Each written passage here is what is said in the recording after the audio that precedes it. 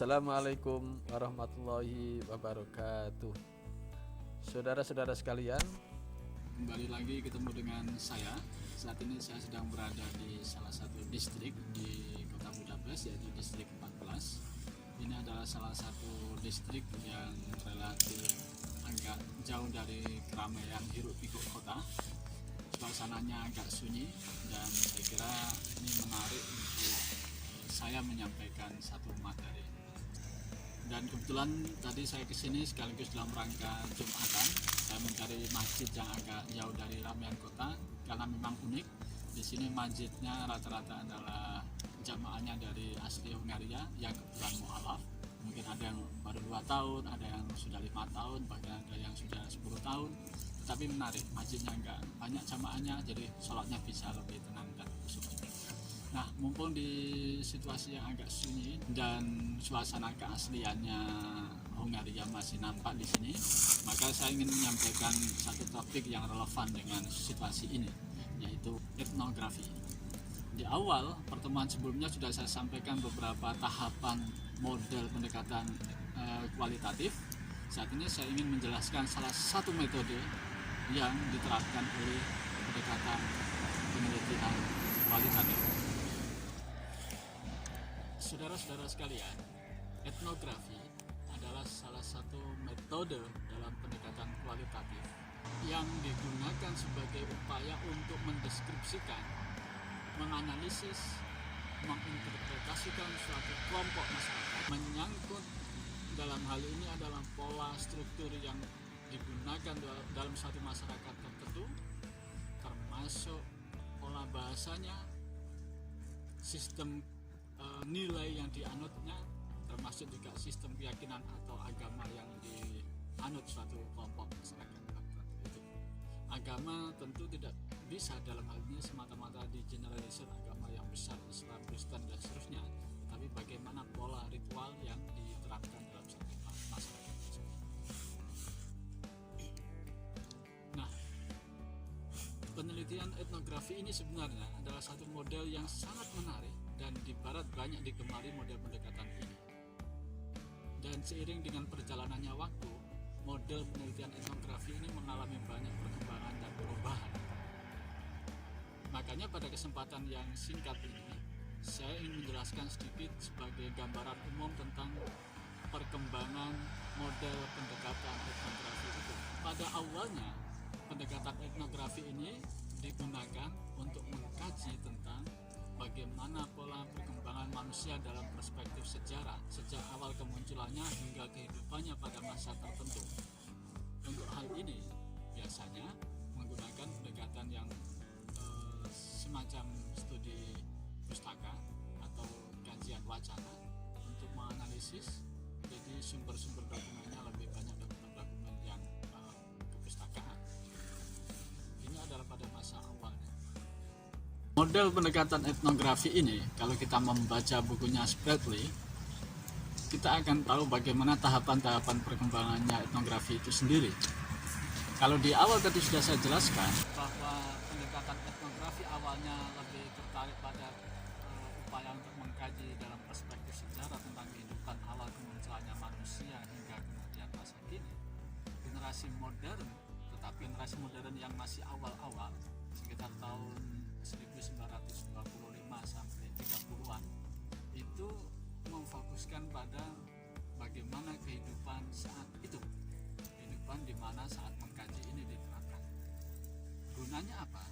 Gunanya adalah memahami struktur sistem kehidupan, the way of life-nya masyarakat yang menjadi objek kajiannya. Lebih daripada itu, juga diterapkan untuk bagaimana mengkonstruksi masyarakat tersebut. Jadi tidak semata-mata memahami, tapi diterapkan untuk mengkonstruksi masyarakat ini mau diciptakan seperti apa. Nah, model pendekatan ini sangat menarik karena pada satu sisi berusaha untuk memahami kultur masyarakat yang berkembang di situ, kemudian tipologi struktur masyarakat yang ada. Lebih daripada itu, dengan mengkaji, memahami ini semuanya digunakan untuk mengkonstruksi tatanan sosial masyarakat di suatu tempat. Di Indonesia misalnya sangat sering dijadikan kelompok-kelompok masyarakat tertentu di Indonesia dijadikan sebagai objek kajian etnografi oleh orang-orang Barat. Salah satu yang paling terkenal adalah Snok Horgonya. Dia adalah salah satu ilmuwan dari Belanda yang mencurahkan waktu, sebagian besar waktunya untuk memahami tipologi masyarakat Indonesia, terutama adalah Islam.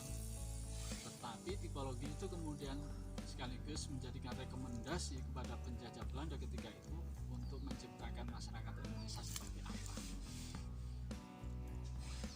Snok Horgonya menghabiskan waktunya cukup lama di Indonesia bertahun-tahun mengkaji tipologi masyarakatnya, mengkaji karakteristik masyarakat terutama Islamnya, dan di sana kemudian menemukan di mana kelemahan-kelemahan masyarakat Indonesia terutama Islam.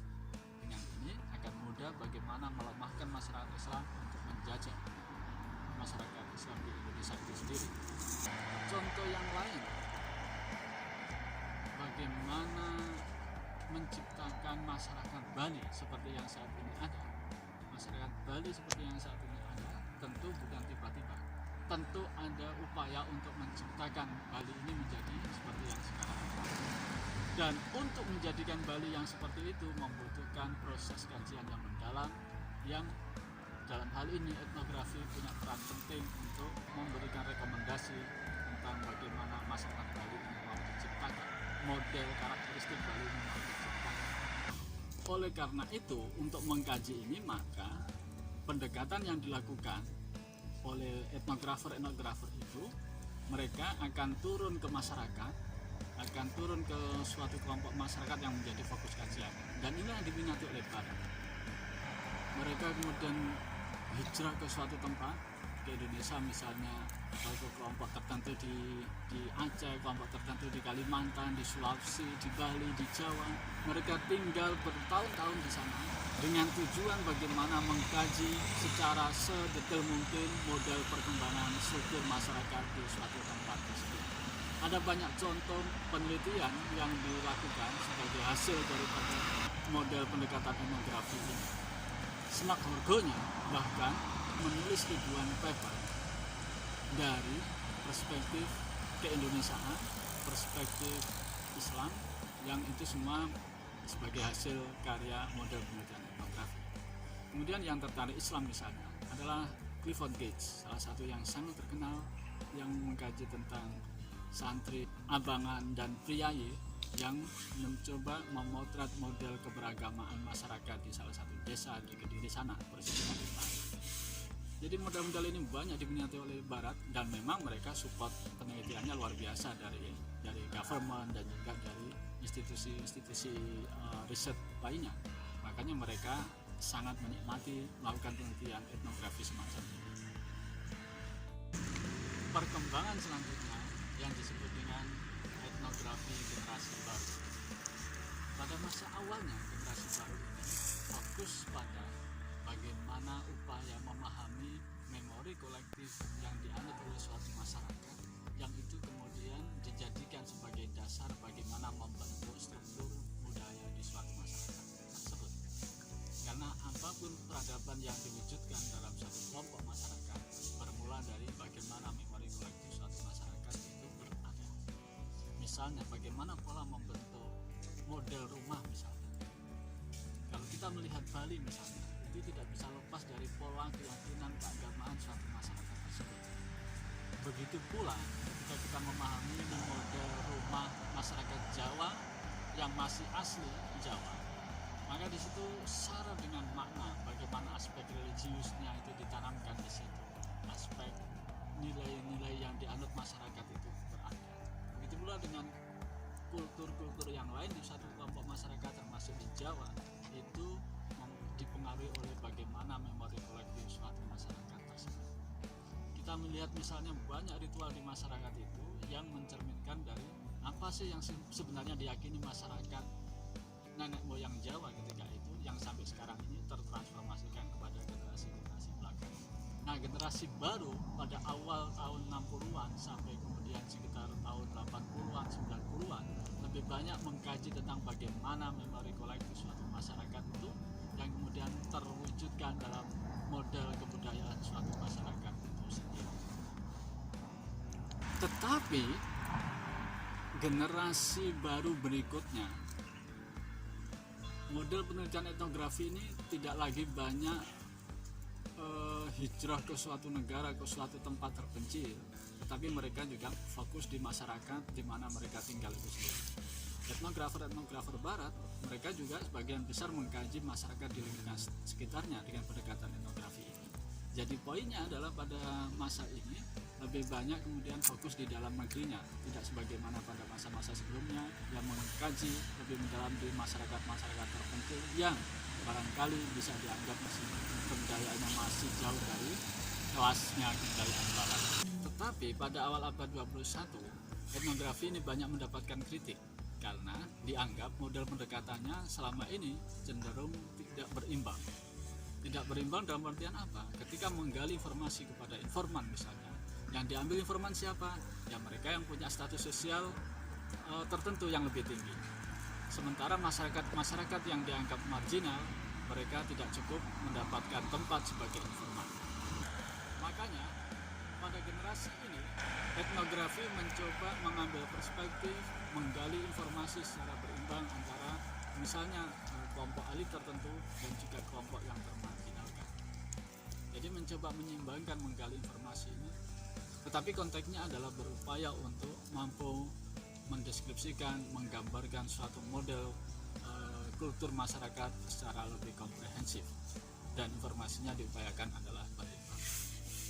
Pertanyaannya kemudian, bagaimana dengan struktur masyarakat yang hari ini sudah berubah secara global, di mana masyarakat kemudian terdigitalisasi, terkoneksi masyarakat itu bukan semata-mata oleh kelompok secara fisik, tetapi juga sudah terkoneksi melalui jejaring yang bernama internet. Makanya etnografi pada model baru sekarang ini dikenal dengan virtual etnografi, satu pendekatan etnografi yang mengandalkan pada kajian-kajian berbasis digital. Sehingga apa? Masyarakat yang dikaji juga masyarakat virtual.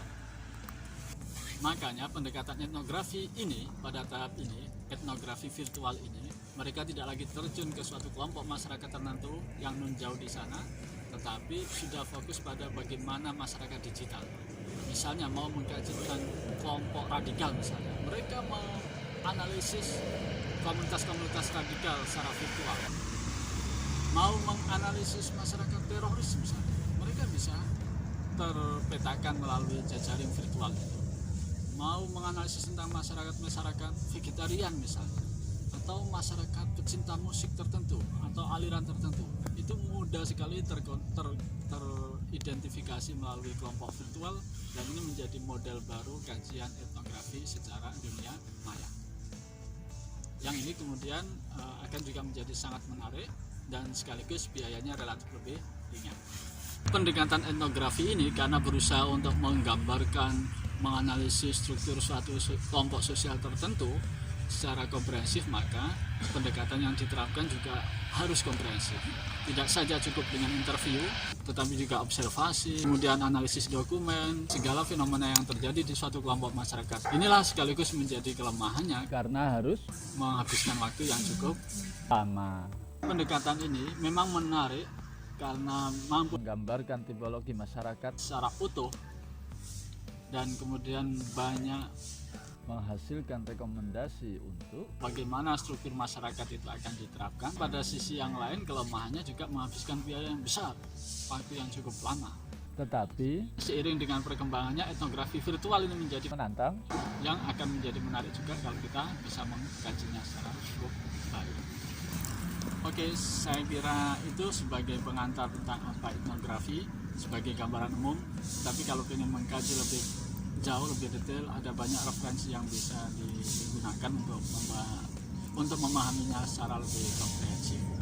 Mudah-mudahan ini bisa memberikan manfaat buat kita semuanya, bisa mendorong untuk mencoba melakukan pendekatan etnografi dalam suatu penelitian kita.